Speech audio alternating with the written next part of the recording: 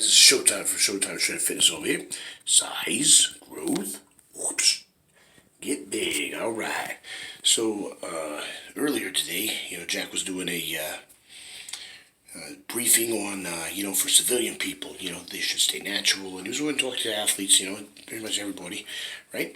Stay natural. If you go the other route, have a minimum of 2 to 5 years of hardcore training. Make sure you're a grown-ass man or woman, yada yada, right? And also, great advice, right, is to talk to at least 4 different health professionals, whether it be nurse practitioners, chiropractors, sports doctors,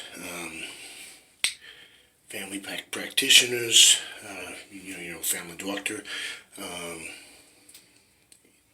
experts in the medical field, right, that may or may not know about these compounds, right? Anabolic steroids, PEDs, which is an acronym for performance-enhancing drugs, right? Or PEPs, PESs, performance-enhancing supplements, right?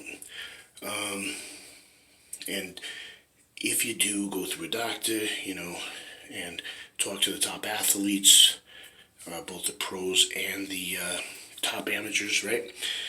Because you want longevity in whatever sport you're doing. Fair enough? And so you gather as much information as you possibly can, and you make calculated risks based on risk to benefit ratio, and you still, right? So that's what Jack was saying this morning, right? If I remember correctly, if I can recall, he said you still can have possible adverse side effects, right? Up to including death. Is there a safer way to take it? There's bear shit in the woods, basically, right? Of course, just like with protected sex, can you still contract a sexually transmitted disease? Of course you can, right?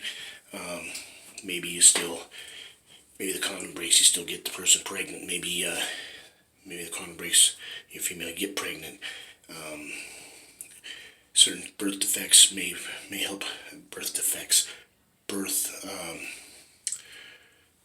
control mechanisms may work as far as not get pregnant, but they can still give you all the STDs that you can possibly receive from that person, right? Or if you were, the guy, you can still get it from the girl, right? Or whatever she might have, right? And those are still going to be risks. So there's still risks no matter what you do, except for 2 things, right? Celibacy and what was the other one? Abstinence, right? Those are the only 2 things that you can do to guarantee no pregnancies, no STDs, right? But is there a safer way to have sex? If you're not going to go the other route, if you're gonna, you can tell kids all they want, right? Or adults, don't do this, don't do that, right? And they're going to go out and do it anyways, right? So you got to give them a plan B, even though you think that that's a bad idea. No, it's not, because if they go out and do it anyways, they got to have that backup so they can be as safe as possible, right? Just like you get behind the wheel of a car, you got to do it sober, right? Clean and sober, same thing. Is driving still dangerous? Yeah, of course it is, but it's much less dangerous if you're clean and sober. You still can't control what else is out on the roads, right? And other factors that can still occur, that you may do everything protocol right, no texting and driving, no talking and driving, no talking and texting and driving, right? And clean and sober, you do everything right. Shit still can happen, right? The only way to not get a car accident is never get in a car, right? Is that realistic? It's not. Okay, so you're going to have hardcore athletes, right? I don't care how much you want drugs out of the sports, especially when there's just as common in golf and tennis and things like that as they are in bodybuilding. If you look at the protocol for the average Tour de France guy, right? And you take the average bodybuilder, right? What are they both on? They're both on, I'm talking average case, some are, some aren't, right? Growth hormone, HGH, right? They're on some testosterone, right? And some other potential anabolic steroids. And the difference too is that a lot of times the athlete that's a bicyclist will take the EPO, right? Whereas the bodybuilder, most of them don't touch that stuff, right? I haven't heard, I'm sure there have been some that have taken it, but I've not heard one case of a bodybuilder take an EPO. Now, granted, if I dig around a little bit more, I'm sure that they have played with it, certain ones, have seen if that will be able to do more supersets, trisets, this, that, and the other thing, but the majority of the successful ones don't touch it because they're trying to get their, catch their breath between sets and stuff like that. They don't want to stress that heart out too much, right? So they're going to be usually not needing the EPO, fair enough. What does the average bodybuilder take at the top level? Pro and amateur. Okay, I can tell you some cases, okay? I cannot speak for everybody, but what I've heard, and what some of you guys are hearing, whether it be through Tony Huge, and I don't think it's him spreading it, I just think they're watching his video and saying, this is what he says the pros are doing. And also, that mass of 320 pounds or so, 280 to 320 off season, and then stepping on stage between 210 for the little guys to the big guys that are all as much as 240 to 280, right? Those rumors come back. 20 IUs of growth hormone, 40 IUs of growth hormone a day. Bullshit. That does not happen very often. Are there athletes who have done it? Yes. Is that the protocol? No. Ronnie Coleman, this came from the horse's mouth. This is what he said he took. He took approximately 1,000, about a gram at the very most of all the compounds, and maximum 4 IUs a day of growth. That's doable, especially the growth hormone. That's a lot of doctors will do 1 to 2 units a day for women and 2 to 4 units a day for men. Okay, people have played with this. I've heard people say, I get the same results at 4 to 5 units as I do from 10 to 20. And all they got was shortness of breath and more stomach extension from the 10 to 20 units a day, but the same results positive-wise. Whereas before and after, when they do that 4 to 5 units, same positive results, but way less negative ones, if any, right? So there is what a lot of people call, safer dosages. A lot of people say the 1 to 4 units a day, safer, right? With little or no negative side effects, but still with a lot of positive ones, okay? Now here's the question, the 5. I've heard that 5 and above is bad, 5 and below is good. Well, they both use the number 5, so, maybe try to stay on the safe end, you can stay in that 1 to 4, I guess, right? Because a lot of people still say between 4 and 5 can't really tell the difference, okay, positive-wise. So if you want to err on the side of caution, I'd stay at 4 and under. Again, I'm not a doctor. Same thing Jack told you this morning.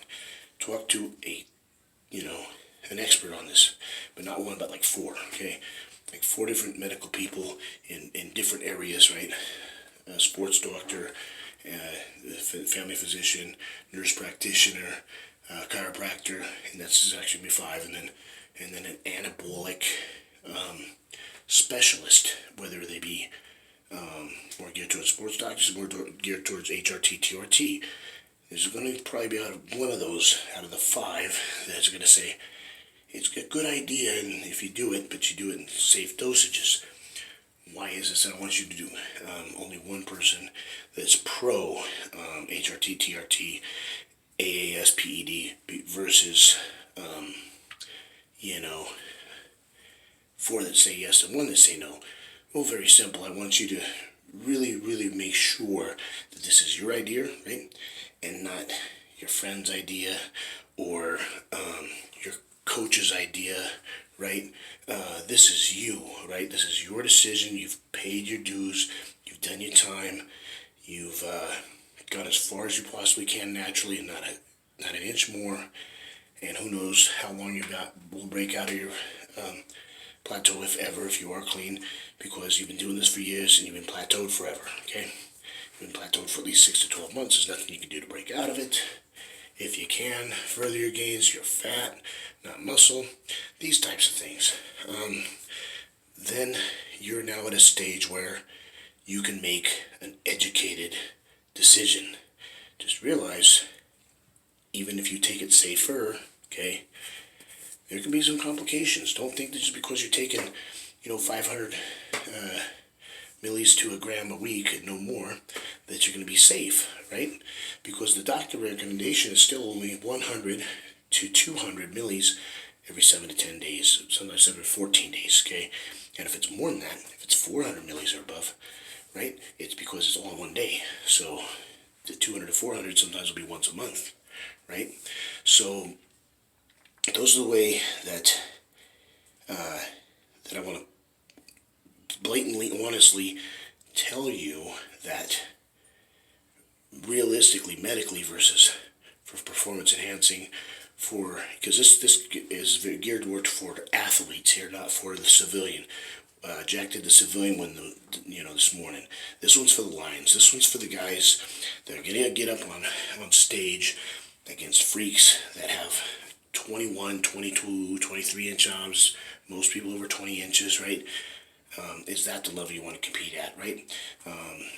Are you taking it to that next level? Are you doing the non-tested shows? You're getting your butt kicked because you're clean, right? And if you're clean, and that's the case, but you think you can win at the natural levels, you might want to try that first, man. Because once you cross this line, you ain't going back to those natural shows, almost guaranteed. You got like a 90% to a 99% chance that you won't be competing clean anymore. You'll be competing non-tested for the rest of your sports career life, right? As an athlete. Because once you get up to say naturally you can get a 400-pound bench press, okay? But on juice you get 400 or 500 or 600, okay? You're not going to want to do a 400-pound bench press anymore, right? And if you can't hold that 500 or 600, with PCT and stuff, you may be able to, but now maybe you don't look as good as when you did it before. See what I mean? So there's always a give or a take somewhere, somehow, right? Usually. So when you're in competition against yourself as well, it's going to be hard to go backwards, right? That's my point here, okay? I've seen it with so many athletes and even civilians. It's not even funny, okay? So remember that too, because that's a big deal, okay? Even people who have taken the smaller dosages, like a gram, and you guys are probably saying, fucking, what are you talking about? You shut up. You get people hurt.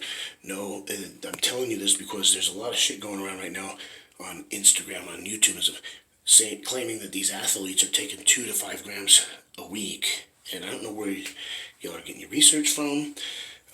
Believe in any knucklehead that puts a camera on, right? Lee Priest didn't take anything. He was almost natural. He took between 400 and 800 millis a week. And that's everything combined, right? It's not just one thing, and then another thing was this, and another thing was that, right? This is all combined, 400 to 800 millis, all 2 to 3 things that he was taking, okay? So, it doesn't even count, right? He was still natural, just wasn't natural enough to do the natural shows, but a beast, and that's why he got accused of taking everything out of the fucking sun, right? But you gotta look at things, longevity in the sport. Are these guys still competing or working out regularly and still look good, right? Or are they, like some of these poor guys who were over 300 pounds at one time now on kidney dialysis, okay? And I don't want to throw any great athletes under the bus, but I got one in mind right now. He weighs, if he's 170 pounds, soaking wet, that's huge for him right now. He looks like he hasn't lifted ever before, and it's not his fault. I mean, his kidneys are shot, okay? He's on kidney dialysis, all these other health problems, because he overdid the gear, right? These shooting stars that we have in our industry, in our fitness industry and bodybuilding, things like that, it's usually because they overdo it, okay? And so, why not be a champion who is, always top 10 and right in there, can still be, the Mr. Olympian, this and that, if you're at that level, okay? And if you're not at that level with low gear, don't think that you're going to be at that level with high gear, okay? I'm not at that level for a reason. My genetics are good, right? But they're not fucking Phil Heath good, Arnold Schwarzenegger good, Kai Green good. Does that ring a bell? Does that make sense? Okay, so you got the genetics, you don't. And so don't think that just by piling up the gear that you're going to get better. In fact, most people I talk to, if they stay in that sweet spot, at 500 to 1,000 millis, they are the biggest they've ever been, the strongest they've ever been, the best they've ever felt. If they go beyond that, okay, if they did below that, it's hard for them, okay, to get their maximum results. If they go over that, okay, they don't feel good. they don't